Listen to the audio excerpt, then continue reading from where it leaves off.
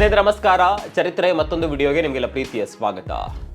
ಭಾರತ ಸರ್ಕಾರ ಇತ್ತೀಚೆಗಷ್ಟೇ ಸಂಸತ್ನಲ್ಲಿ ಒಂದು ವಿಶೇಷ ವಿಧೇಯಕವನ್ನ ಮಂಡನೆ ಮಾಡಿದೆ. ಇದನ್ನ ನೋಡಿದಂತ ವಿದೇಶಗಳು ಗಡಗಡನೆ ನಡುಗೋದಕ್ಕೆ ಶುರು ಮಾಡಿವೆ. ಅಕ್ರಮವಾಗಿ ಹಣ ಕಳಿಸ್ತಾ ಇದ್ದ ಹಲವಾರು ಸಂಸ್ಥೆಗಳಿಗೆ ಈ ನಿಯಮವನ್ನ ಅರಗಿಸಿಕೊಳ್ಳಲಾಗದೆ ಇರುವ ಶಾಕ್ ಅನ್ನ ಕೂಡ ತಂದು ಬಿಟ್ಟಿದೆ. ಭಾರತ ಈಗ ಹೊಸದಾಗಿ ತಂದಿರುವ FCRA ತಿದ್ದುಪಡಿ ವಿಧೇಯಕ ವಿದೇಶಿ ಕೊಡುಗೆಗಳನ್ನು ನಿಯಂತ್ರಿಸಲು ಸುಲಭವಾಗುವಂತೆ ಮಾಡಿಬಿಟ್ಟಿದೆ.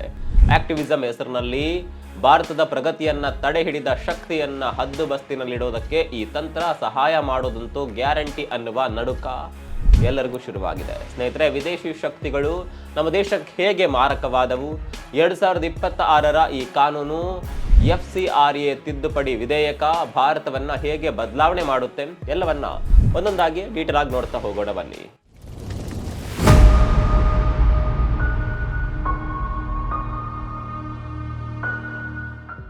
ವಿದೇಶಿ ಶಕ್ತಿಗಳು ದೇಶವನ್ನ ದುರ್ಮಾರ್ಗದಲ್ಲಿ ನಡೆಯುವಂತೆ ಮಾಡಲು ಹಲವಾರು ರೀತಿಯ ಸಹಾಯವನ್ನ ಮಾಡ್ತಾವೆ. ಅದನ್ನ ಹಂತ ಹಂತವಾಗಿ ನೋಡೋಣ. ಒಂದು ರಾಜ್ಯಕ್ಕೆ ತನ್ನದೇ ಆದಂತಹ ಕಾರ್ಯ ಪದ್ಧತಿ ಇರುತ್ತೆ. ಇಲ್ಲಿ ಫಂಡಿಂಗ್ ದಿ ಕ್ಲೋಸ್ ಪೈಪ್ಲೈನ್ ಅನ್ನುವ ವ್ಯವಸ್ಥೆ ಕಾರ್ಯನಿರ್ವಹಿಸುತ್ತೆ. ಇದರಲ್ಲಿ ಏನಾಗುತ್ತೆ ಅಂದ್ರೆ, ನಾವು ಕೇಂದ್ರದಲ್ಲಿ ನಮ್ಮ ಸರ್ಕಾರವನ್ನ ಆಯ್ಕೆ ಮಾಡ್ತೇವೆ, ಆ ಸರ್ಕಾರ ನಮಗ ಕೆಲಸ ಮಾಡುತ್ತೆ. ಆದ್ರೆ ಕೆಲವು ದೊಡ್ಡ ವಿದೇಶಿ ಶಕ್ತಿಗಳು ಚುನಾವಣೆಯಲ್ಲಿ ಸ್ಪರ್ಧಿಸದೆ ನಮ್ಮ ದೇಶದ ನೀತಿಗಳನ್ನ ಪ್ರಭಾವಿಸುತ್ತವೆ. ತಮ್ಮ ಇಚ್ಛೆಯಂತೆ ಅವುಗಳನ್ನ ಮ್ಯಾನಿಪುಲೇಟ್ ಮಾಡ್ತಾವೆ. ಇದಕ್ಕೆ ಪುಷ್ಟಿ ಕೊಡೋದು ವಿದೇಶಿ ಹಣಕಾಸು. ವಿದೇಶಿ ದಾನಿಗಳು ಕೋಟ್ಯಂತರ ರೂಪಾಯಿಗಳನ್ನ ಕಳಿಸ್ತಾರೆ. NGOಗಳಿಗೆ, ಚರ್ಚ್ಗಳಿಗೆ ಮತ್ತು ವಿವಿಧ ಸಂಸ್ಥೆಗಳಿಗೆ ಈ ಹಣ ಬಂದ ನಂತರ ನರೇಟಿವ್ ಸೆಟ್ಟಿಂಗ್ ಆಗುತ್ತೆ. ಇಲ್ಲಿ ಮಾನವ ಹಕ್ಕುಗಳ ಹೆಸರಿನಲ್ಲಿ ದೇಶದಲ್ಲಿ ವಾತಾವರಣವನ್ನ ಸೃಷ್ಟಿಸಲಾಗುತ್ತೆ ಮತ್ತು ಜಾಗತಿಕ ಮಟ್ಟದಲ್ಲಿ ಸಂದೇಶ ಹಂಚಲಾಗುತ್ತೆ. ಉದಾಹರಣೆಯಾಗಿ ರೈತರ ಪ್ರತಿಭಟನೆಯನ್ನ ನೆನಪಿಸಿಕೊಳ್ಳೋಣ. ರೈತರು ರಸ್ತೆಗಳಲ್ಲಿ ಪ್ರತಿಭಟನೆ ಮಾಡ್ತಾ ಕೂತಿದ್ದಾಗ ವಿವಿಧ ರೀತಿಯಲ್ಲಿ ಟ್ವೀಟ್ಗಳು ಮಾಡಲಾಗ್ತಾ ಇತ್ತು. ಅವರಿಗೆ ಬೆಂಬಲವನ್ನ ನೀಡಲಾಗ್ತಾ ಇತ್ತು. ಈ ಎಲ್ಲಾ ಸಂದೇಶಗಳು ದೇಶದೊಳಗಿನಿಂದ ಹೊರಬಂದು ಜಾಗತಿಕ ಮಟ್ಟದಲ್ಲಿ ಹರಡ್ತಾವೆ, ವಿಶ್ವವ್ಯಾಪಿಯಾಗಿ ಪ್ರಚಾರ ಆಗುತ್ತೆ. ಅದಾದ ಬಳಿಕ ಪ್ರತಿಭಟನೆ ಶುರುವಾಗುತ್ತೆ. ಇಲ್ಲಿ ದೇಶದ ಪ್ರಮುಖ ಮೂಲ ಸೌಕರ್ಯಗಳ ವಿರುದ್ಧ ಧ್ವನಿ ಎತ್ತುತ್ತಾರೆ. ಇಲ್ಲಿ ನಿಜವಾದ ವಿಷಯ ಅಲ್ಲದೆ ಬೇರೆ ವಿಷಯವು ಚರ್ಚೆಯಾಗೋದಕ್ಕೆ ಪ್ರಾರಂಭವಾಗುತ್ತೆ.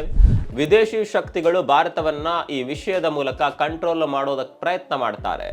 ಈಗ ಭಾರತದ ಅಭಿವೃದ್ಧಿಯ ರಿಮೋಟ್ ಕಂಟ್ರೋಲ್ ಲಂಡನ್ ಅಥವಾ ನ್ಯೂಯಾರ್ಕ್ ನಲ್ಲಿ ಇದ್ರೆ ನಾವು ಭಾರತ ನಿಜವಾಗಿಯೂ ಸ್ವತಂತ್ರ ಅಂತ ಹೇಳೋದಕ್ಕೆ ಆಗುತ್ತಾ?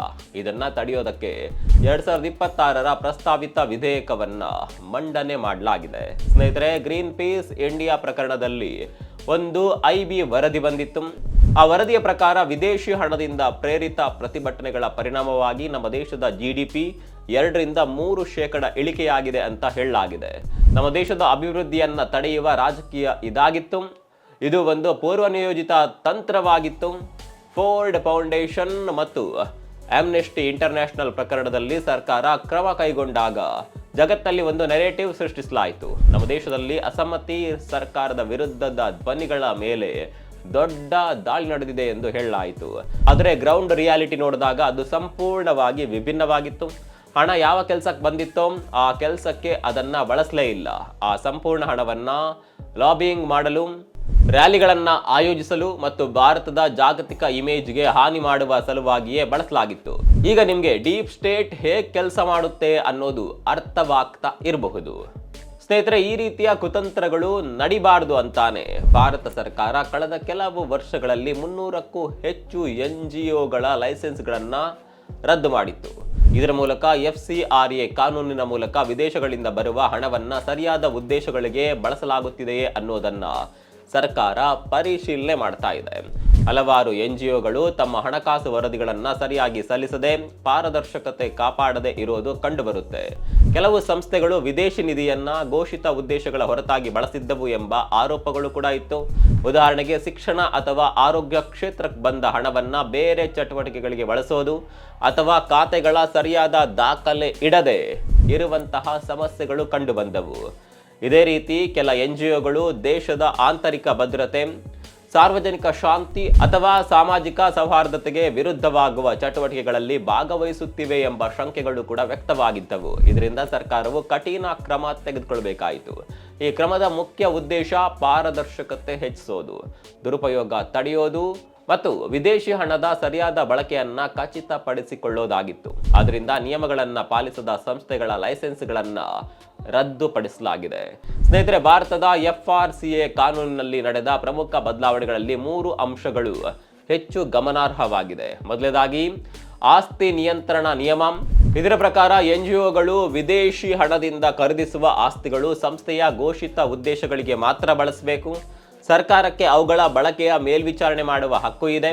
ಇದರಿಂದ ಹಣದ ದುರುಪಯೋಗವನ್ನ ತಡೆಯುವುದು ಉದ್ದೇಶ.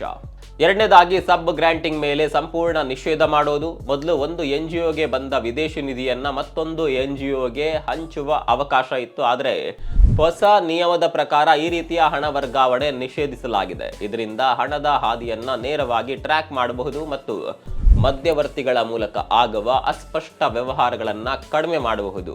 ಮೂರನೇದಾಗಿ ಅಕೌಂಟೆಬಿಲಿಟಿಯನ್ನ ಅಂದರೆ ಜವಾಬ್ದಾರಿಯನ್ನ ಹೆಚ್ಚಿಸಲಾಗಿದೆ. ಎಲ್ಲಾ NGOಗಳು ತಮ್ಮ ಹಣಕಾಸಿನ ವ್ಯವಹಾರಗಳನ್ನ ಸ್ಪಷ್ಟವಾಗಿ ದಾಖಲಿಸಿ ಸರ್ಕಾರಕ್ಕೆ ನಿಯಮಿತವಾಗಿ ವರದಿ ಸಲ್ಲಿಸಬೇಕು. SBIನ ನಿರ್ದಿಷ್ಟ ಖಾತೆಯ ಮೂಲಕವೇ ವಿದೇಶಿ ಹಣ ಸ್ವೀಕರಿಸಬೇಕು ಎಂಬ ನಿಯಮವು ಇದರಲ್ಲಿ ಸೇರಿದೆ. ಇದರಿಂದಾಗಿ ವ್ಯವಸ್ಥೆ ಮತ್ತಷ್ಟು ಬಲವಾಗುತ್ತದೆ.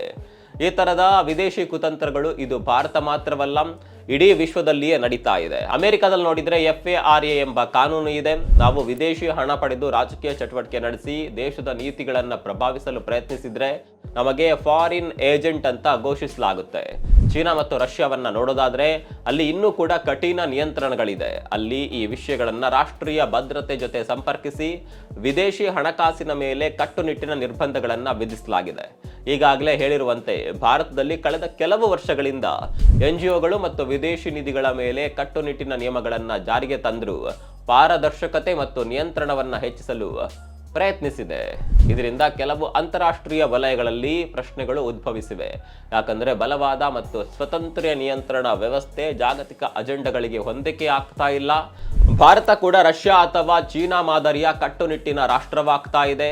ಸ್ನೇಹಿತರೆ, FCRA 2026 ಪ್ರಕಾರ ಭಾರತದಲ್ಲಿ NGOಗಳು ವಿದೇಶಿ ನಿಧಿಗಳನ್ನು ಸ್ವೀಕರಿಸುವ ಬಗ್ಗೆ ಬಳಸುವ ಬಗ್ಗೆ ಕಟ್ಟುನಿಟ್ಟಿನ ನಿಯಮಗಳನ್ನು ಪಾಲಿಸಬೇಕು. ಈ ಕಾನೂನು ಮೂಲತಃ 2010ರಲ್ಲಿ ಜಾರಿಗೆ ಬಂದಿದೆ.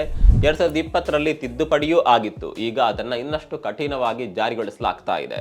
FCRA ಪ್ರಕಾರ ಯಾವುದೇ ಸಂಸ್ಥೆ ವಿದೇಶಿ ಹಣ ಸ್ವೀಕರಿಸಲು ಗೃಹ ಸಚಿವಾಲಯದ ನೋಂದಣಿ ಅಥವಾ ಪೂರ್ವಾನುಮತಿ ಪಡಿಬೇಕು. ಈ ಹಣವನ್ನ ಕೇವಲ ಘೋಷಿತ ಉದ್ದೇಶಗಳಿಗೆ ಮಾತ್ರ ಬಳಸಬೇಕು. ಎಲ್ಲ ವಿದೇಶಿ ನಿಧಿಗಳು ದೆಹಲಿಯ SBI ಬ್ಯಾಂಕ್ನ ನಿರ್ದಿಷ್ಟ FCRA ಖಾತೆಯ ಮೂಲಕವೇ ಬರಬೇಕು ಎಂಬುದು ಪ್ರಮುಖ ನಿಯಮವಾಗಿದೆ. ಈಗ ಸರ್ಕಾರವು ಪಾರದರ್ಶಕತೆ ಮತ್ತು ಜವಾಬ್ದಾರಿಯನ್ನ ಹೆಚ್ಚಿಸಲು ಹೆಚ್ಚು ಒತ್ತು ನೀಡುತ್ತಾ ಇದೆ. ಮತ್ತೊಂದು ಕಡೆ NGOಗೆ ಹಣ ವರ್ಗಾವಣೆಗೆ ಸಂಪೂರ್ಣ ನಿಷೇಧವನ್ನ ಹೇರಲಾಗಿದೆ. ಆಡಳಿತ ವೆಚ್ಚವನ್ನ 20% ಒಳಗೆ ಮಿತಿಗೊಳಿಸಲಾಗಿದೆ. ಜೊತೆಗೆ ಆಧಾರ್ ಗುರುತು ಮತ್ತು ಕಡ್ಡಾಯ ವರದಿ ಸಲ್ಲಿಕೆ ಮೂಲಕ ಟ್ರ್ಯಾಕಿಂಗ್ ಹೆಚ್ಚಿಸಲಾಗಿದೆ. ಯಾವುದೇ ನಿಯಮ ಉಲ್ಲಂಘನೆ ಕಂಡುಬಂದರೆ ಲೈಸೆನ್ಸ್ ರದ್ದುಪಡಿಸುವುದು ಅಥವಾ ನಿಲ್ಲಿಸುವ ಕ್ರಮವನ್ನ ತೆಗೆದುಕೊಳ್ಳಲಾಗುತ್ತೆ. ಇನ್ನೊಂದು ರೀತಿಯಲ್ಲಿ ಅಂತಾರಾಷ್ಟ್ರೀಯ ಮಟ್ಟದಲ್ಲಿ FCRA ತಿದ್ದುಪಡಿ ಹಲವು ರೀತಿಯ ಪರಿಣಾಮಗಳನ್ನು ಉಂಟುಮಾಡುತ್ತೆ. ವಿದೇಶಿ ದಾನಿ ಸಂಸ್ಥೆಗಳು ಮತ್ತು ಅಂತಾರಾಷ್ಟ್ರೀಯ NGOಗಳು ಭಾರತದಲ್ಲಿ ತಮ್ಮ ಚಟುವಟಿಕೆಗಳನ್ನ ಪುನರ್ ವಿಮರ್ಶೆ ಮಾಡಬೇಕಾಗುತ್ತೆ. ಕಠಿಣ ನಿಯಮಗಳಿಂದ ಹಣಕಾಸು ಹರಿವು ಕಡಿಮೆಯಾಗುವ ಸಾಧ್ಯತೆ ಇದೆ. ಕೆಲವು ಅಂತಾರಾಷ್ಟ್ರೀಯ ಸಹಕಾರ ಯೋಜನೆಗಳು ನಿಧಾನಗೊಳ್ಳಬಹುದು. ವಿಶೇಷವಾಗಿ ಸಾಮಾಜಿಕ ಕ್ಷೇತ್ರದಲ್ಲಿ ಕೆಲಸಗಳು ಸ್ಥಗಿತಗೊಳ್ಳಬಹುದು. ಆದರೆ ಅದೇ ಸಮಯದಲ್ಲಿ ನಿಯಮ ಪಾಲಿಸುವ ವಿಶ್ವಾಸಾರ್ಹ ಸಂಸ್ಥೆಗಳೊಂದಿಗೆ ಸಹಕಾರ ಇನ್ನಷ್ಟು ಬದಲಾಗಬಹುದು. ಮಾತ್ರವಲ್ಲ, FCRA ತಿದ್ದುಪಡಿಯಿಂದ ಭಾರತಕ್ಕೆ ಹಲವು ರೀತಿಯ ಲಾಭಗಳು ದೊರೆಯುತ್ತವೆ. ವಿದೇಶದಿಂದ ಬರುವ ಹಣದ ಮೂಲ, ಬಳಕೆ ಎಲ್ಲವೂ ಸ್ಪಷ್ಟವಾಗೋದ್ರಿಂದ ದುರುಪಯೋಗ ಕಡಿಮೆ ಆಗುತ್ತೆ. ಸಂಶಯಾಸ್ಪದ ಅಥವಾ ದೇಶದ ವಿರುದ್ಧ ಕೆಲಸ ಮಾಡುವ ಚಟುವಟಿಕೆಗಳಿಗೆ ಹಣ ಹರಿಯೋದನ್ನ ತಡಿಬಹುದು. ಜೊತೆಗೆ ನೀತಿಗಳ ಮೇಲೆ ಬಾಹ್ಯ ಪ್ರಭಾವ ಕಡಿಮೆ ಆಗುತ್ತೆ. ವಿದೇಶಿ ಹಣದ ಮೂಲಕ ದೇಶದ ಒಳ ರಾಜಕೀಯ ಅಥವಾ ಸಾಮಾಜಿಕ ವಿಷಯಗಳನ್ನ ಮ್ಯಾನಿಪುಲೇಟ್ ಮಾಡುವ ಸಾಧ್ಯತೆ ಇಳಿಯುತ್ತೆ. ನಿಜವಾದ ಸೇವಾ ಸಂಸ್ಥೆಗಳು ಬಲವಾಗುತ್ತೆ. ನಿಯಮಗಳನ್ನ ಸರಿಯಾಗಿ ಪಾಲಿಸುವ NGOಗಳಿಗೆ ಹೆಚ್ಚು ವಿಶ್ವಾಸ ಸಿಗುತ್ತೆ. ಹಣ ಟ್ರ್ಯಾಕ್ ಆಗೋದ್ರಿಂದ ಅಕ್ರಮ ವ್ಯವಹಾರಗಳಿಗೆ ಅಡ್ಡಿ ಬೀಳುತ್ತೆ. ಇದೆಲ್ಲದರಿಂದ ಹೊಸ ತಿದ್ದುಪಡಿಯು ಭಾರತದಲ್ಲಿ ಹೊಸ ಭರವಸೆಯನ್ನ ತಂದಿದೆ, ಕುತಂತ್ರಗಳಿಗೆ ಭಯವನ್ನ ಹುಟ್ಟುಹಾಕಿದೆ. ಇದರ ಬಗ್ಗೆ ನಿಮ್ಮ ಅಭಿಪ್ರಾಯವೇನು? ಕಾಮೆಂಟ್ ಮಾಡಿ. ಮತ್ತೊಂದು ವಿಡಿಯೋದಲ್ಲಿ ಸಿಗೋಣ. ಅಲ್ಲಿವರೆಗೂ ನಮಸ್ಕಾರ.